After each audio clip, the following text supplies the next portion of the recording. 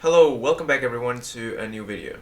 So today, let's react to a guy who is known for traveling to the most unique and isolated places that you will never expect anyone to actually ever travel to.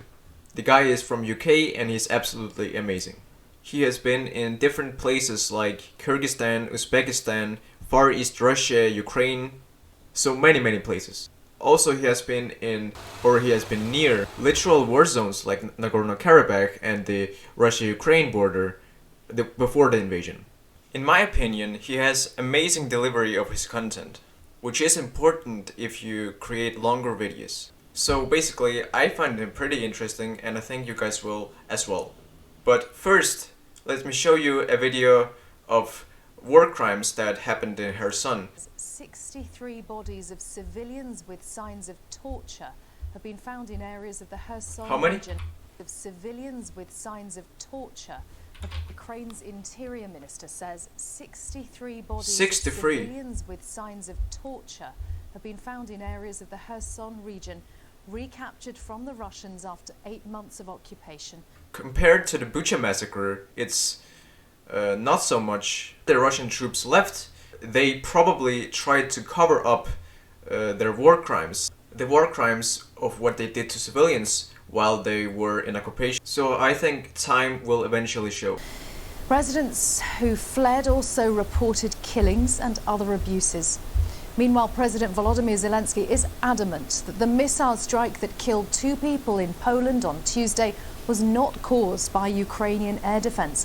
NATO and the US say they now believe that to have been the case, but Mr. Zelensky said he had no reason to question his commander's reports to the contrary. Let's go to Ukraine and talk to our correspondent James Waterhouse, who's in Mykolaiv. James, you've been into Kherson. What did you find and what have people been telling you? Well, it's unlike any other liberated areas that we've been to, really. When you move into the city, you make your way through what were the front lines, and it's a good hour drive between the old Ukrainian positions and the Russian defensive trenches as you move into Kherson.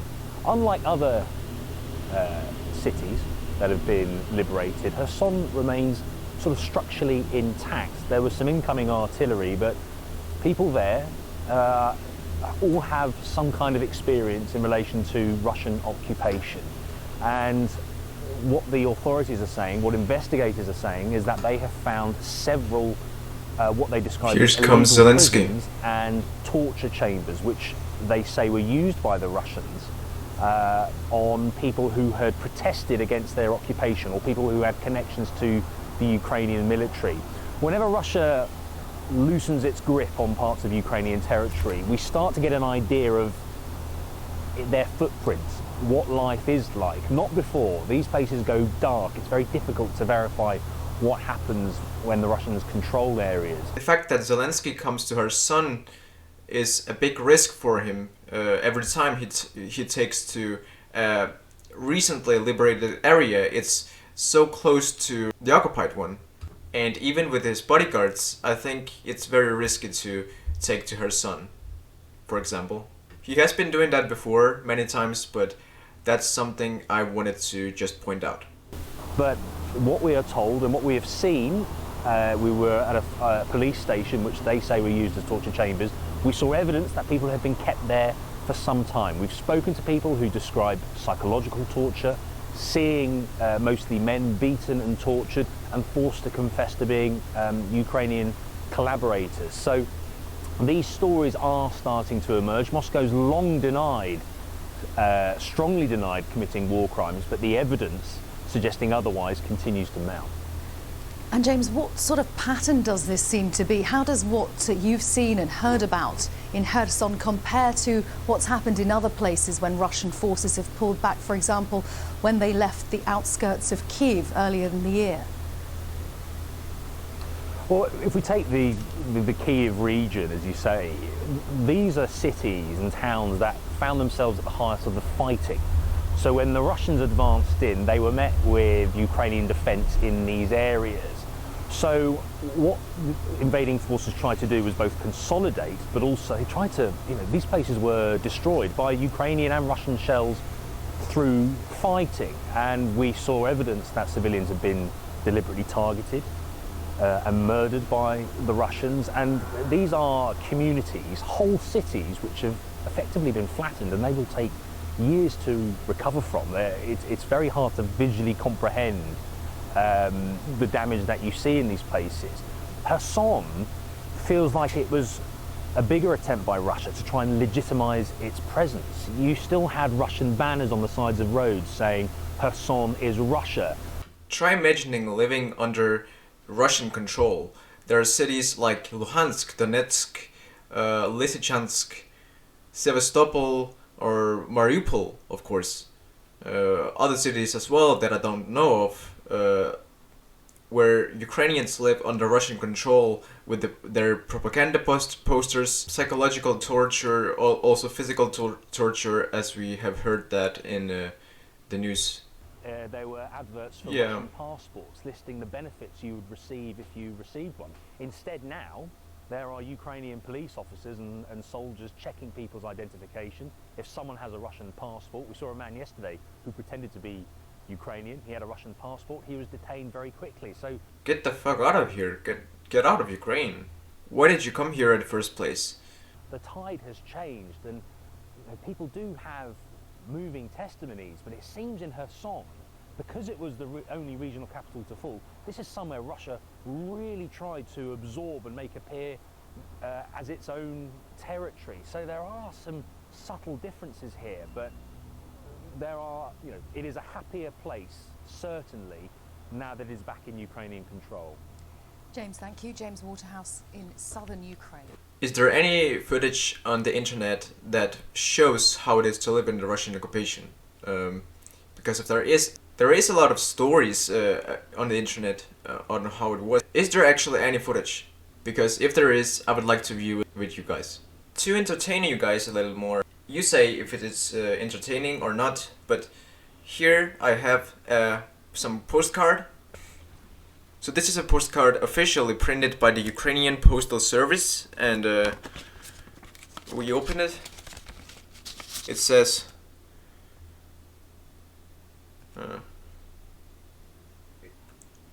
why am I shaking so much?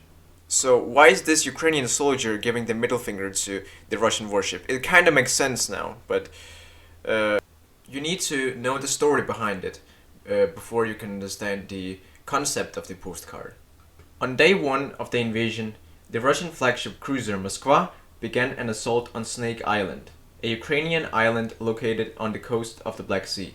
It was a pretty small island, with a single village populated by fewer than 30 people. It had a contingent of 13 border guards stationed on the island to protect the island. The Russian warship came to the island to claim it because it was such a strategic. It was a really important point to claim for the Russians. The Russian warship sent out a message on the radio to the Ukrainian defenders that they should give up their arms right now and surrender if they wanted to stay alive. Then one of the defenders, knowing that their actions would have consequences, said, "Russian warship, go fuck yourself."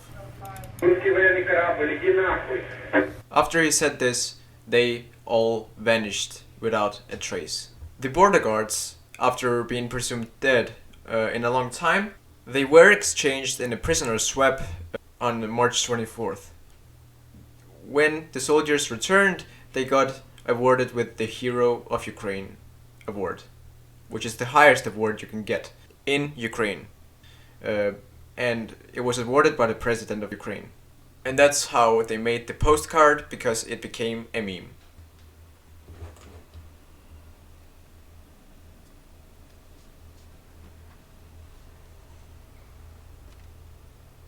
Good morning, guys, from Przemyśl here in southern Poland. Przemyśl, if I'm pronouncing it right. So Przemyśl, or Przemysl, how it's spelled, it's right here near Lviv, the cultural capital of Ukraine, and here in southern Poland, pretty long way to the border of Russia. Just up the road stands the border with Ukraine. Ukrainian nation which, well, if Joe Biden and the British press are to be believed, stands on the cusp of a devastating invasion by none other than Vladimir Putin. Okay, so it's crazy. One day before the invasion, he just takes a train to Ukraine knowing that there is such danger. So, well, no one could really have known. No one would know that Russia would actually invade. But anyway, isn't it so crazy that he actually takes to Ukraine at that time? I'm now gonna head into Ukraine and cross that vast land, visiting some of its border areas and hopefully meeting some of the locals and asking them what it's like to live under the shadow of a war. Join me.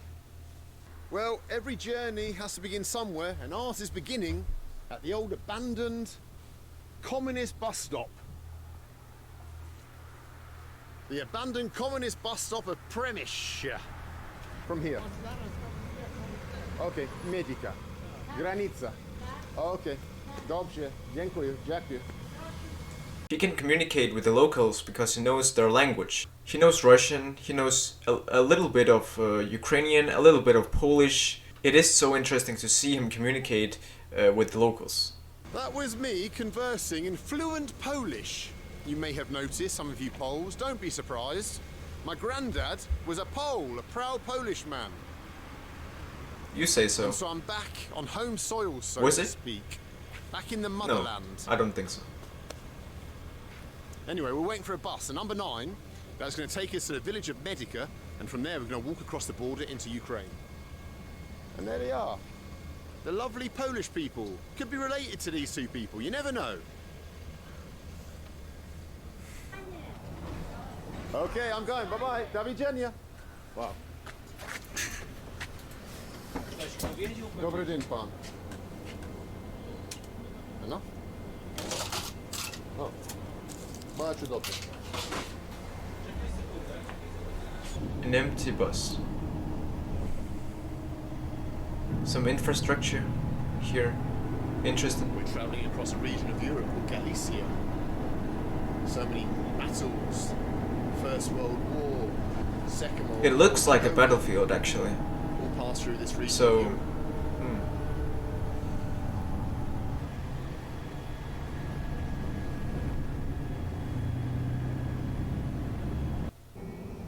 oh.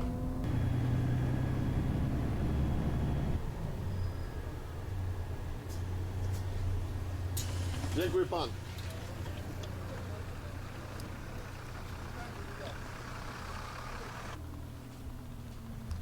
Well, we're on the border, and what I like about this border between Ukraine and Poland is they've got a boxing machine. Yeah, try that out. You can settle your wars through who's the hardest puncher, the Poles or the Ukrainians, or maybe the Russians, I don't know. Russians are quite strong too. Anyway, let's cross the border down here somewhere, if we can. If it's open on a Sunday, I reckon it is.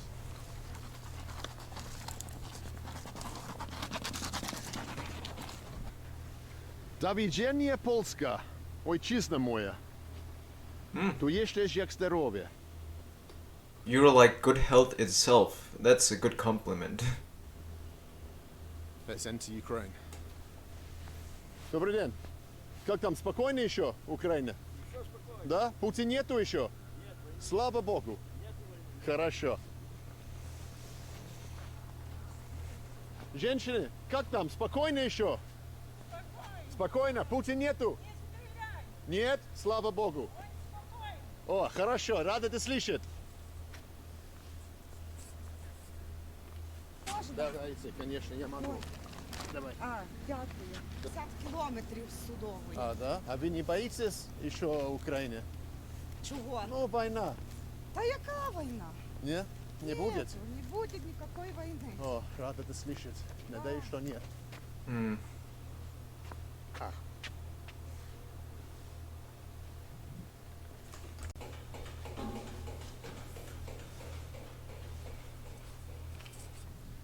Well, I was just majorly cross-examined, my bags thoroughly searched by the border guards. Why have I got a Thoroughly visa in my searched. passport? When was I last in Russia? What are my plans? Wow. It seems the people that Yeah, we of met course, going of back course. to Poland aren't scared of a war, but government officials certainly are. Let's go further into Ukraine.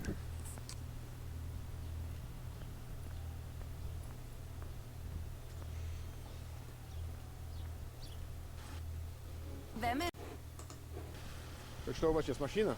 Машина. Сколько стоит? Куда вы Львове? В Львове центральный рынок. На рынок? Да, на рынок, старый рынок. Центр? Центр именно.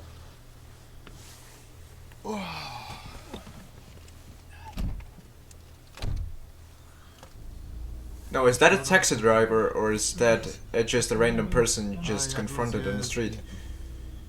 Да, летом я был здесь. Да. Ну как? А он где живет? Польский?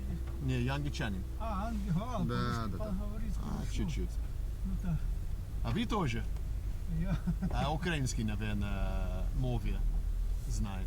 украинский знаю, да? Да. Понятно. Ну, это русские.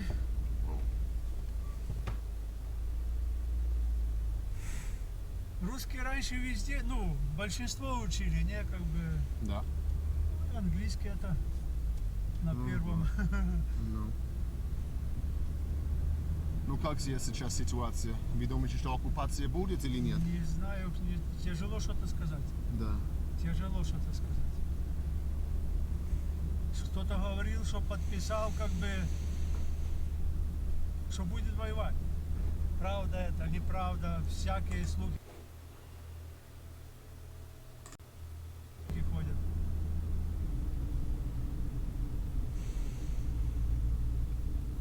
A normal Ukrainian village, right? Что вы будете делать? That's how it looks like. Или не решили пока?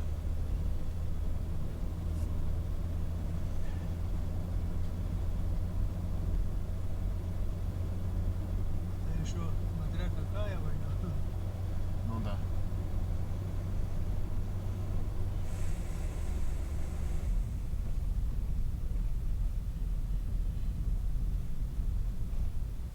Nice has this signed below.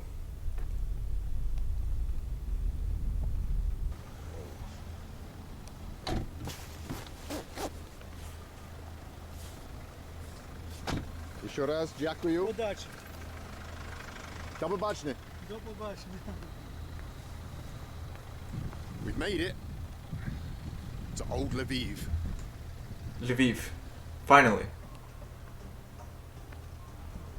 The cultural capital of Ukraine. With the richest history.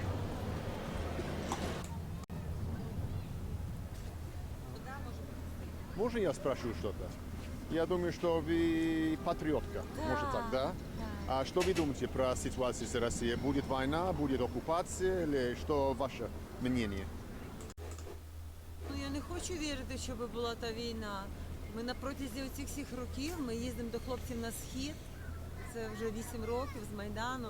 І ми їздимо дуже часто, The щомісяця. Donbass region. І я теж Regions. прийшла Майдан, я не думала, що буде війна.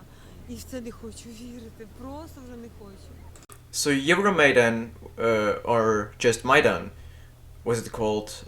It was a revolution in Ukraine 8 years ago. So, guys, if you want to, I can make a video about the Ukrainian revolution. I think it's gonna be a pretty cool thing to make if you want to. But it's only if you guys want to, so... Okay guys, so I got a short break, so I just wanted to inform you guys of that, because if I didn't, it wouldn't be a legit reaction. So we are ready to continue. Если будет, что вы будете делать? Вы будете переехать где-то? Ні, ми будемо патріот, ми будемо захищати. Ми зараз ще сильніші стали. Наші збройні сили стали сильніші. Ми тоді взагалі без нічого були, без ніяких там навіть зброї. Ні, зараз я впевнена, що ми навпаки міцніші. Ні, я не встигну ні, як я без України. Це як маму міняти. А вы не боитесь? Ну, чого боюсь?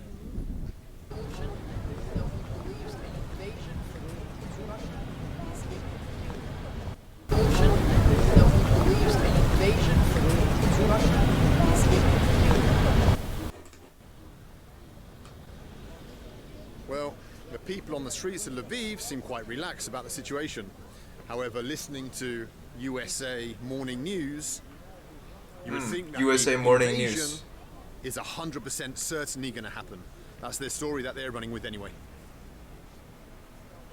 Yeah, I can hear that.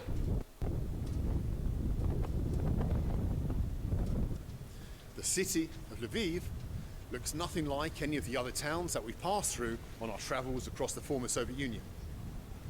Used to be called Lvov or Lemberg because this town was actually built primarily by Poles, Here's facts Austro-Hungarians, about even Czechs. Lviv.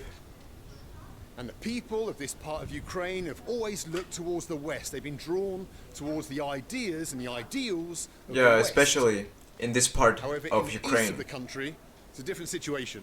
The Dnieper River that dissects this great land in two is also a division of mentalities. The people in the eastern part of the Ukraine look more towards Russia. And that is the fundamental problem that Ukrainian statehood has, how to reconcile the two parts of this nation.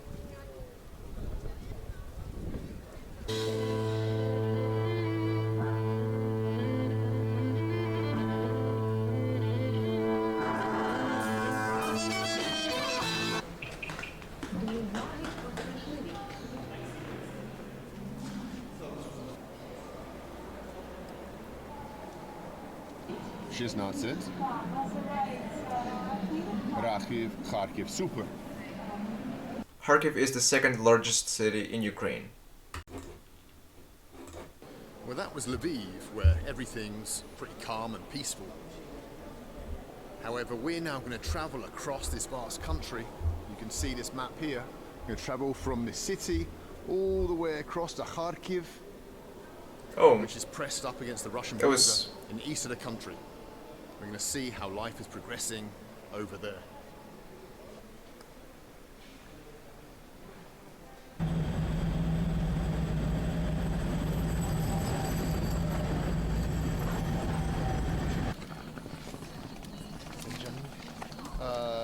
Вакцинація все є? Еще есть. Вакцинація. Да, есть. Сейчас, да? 30.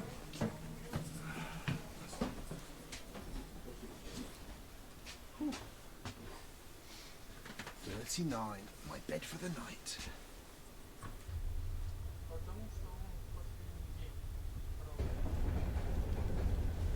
Домой? Домой? Да. Как там сейчас? Спокойно? Накаленно.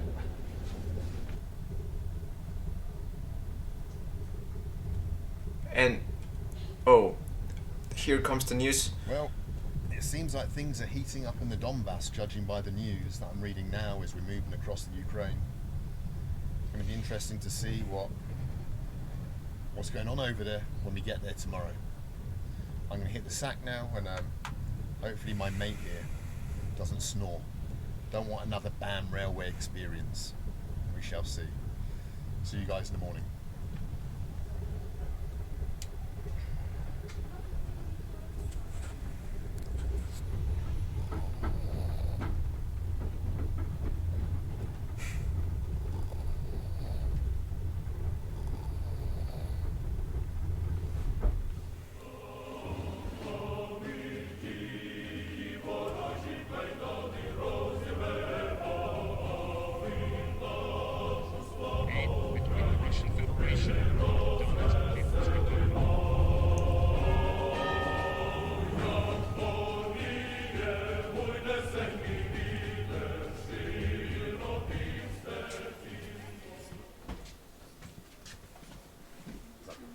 Спасибо, мужик. До свидания. Удачи.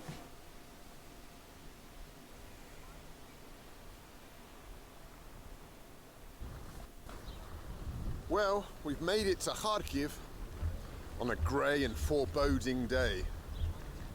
However, we're not stopping. I'm going to dump my bag somewhere, then we're going to jump on a bus and head north to a village somewhere on the Russian border.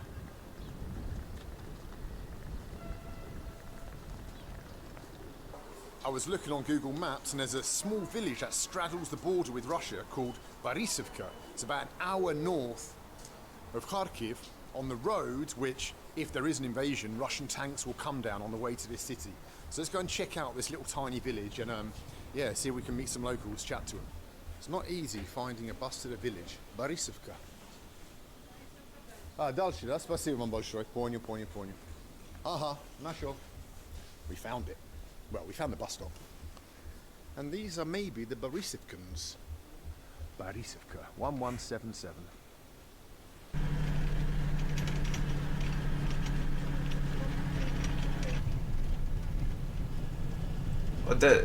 There's old Soviet buildings. Those were called Stalinkas or Rublevkas, I think. Saying the same thing, and that is that this is the 21st century. How can we still be suffering like this? How can we still be suffering like this in the 21st century? Yeah, it's incredible.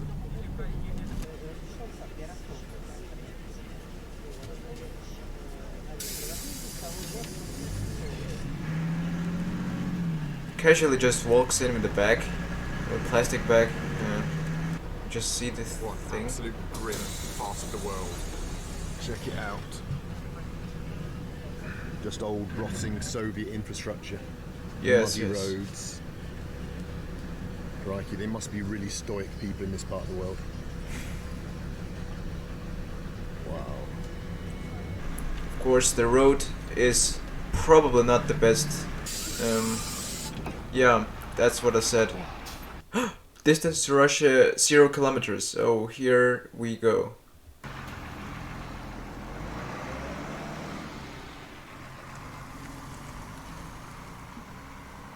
Is this Donbass? Well, I've jumped off the bus here because people were telling me there's like an army block post further up the road, and I'd rather avoid anything to do with the army or police. But anyway, look over here on this field. This is the Ukrainian-Russian border. Can you pick out the barbed wire all the way along? Can you see it?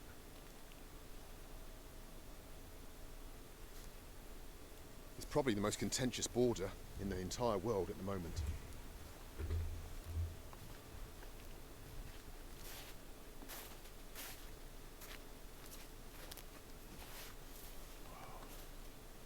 You're alright at the sign. Kind of underwhelming being here. You know, it's on the news all the time. You expect kind of tanks to be lined up. Vladimir Putin himself. But you can't I think really there see should it. be. Just a field, but just across there is Russia. Wow.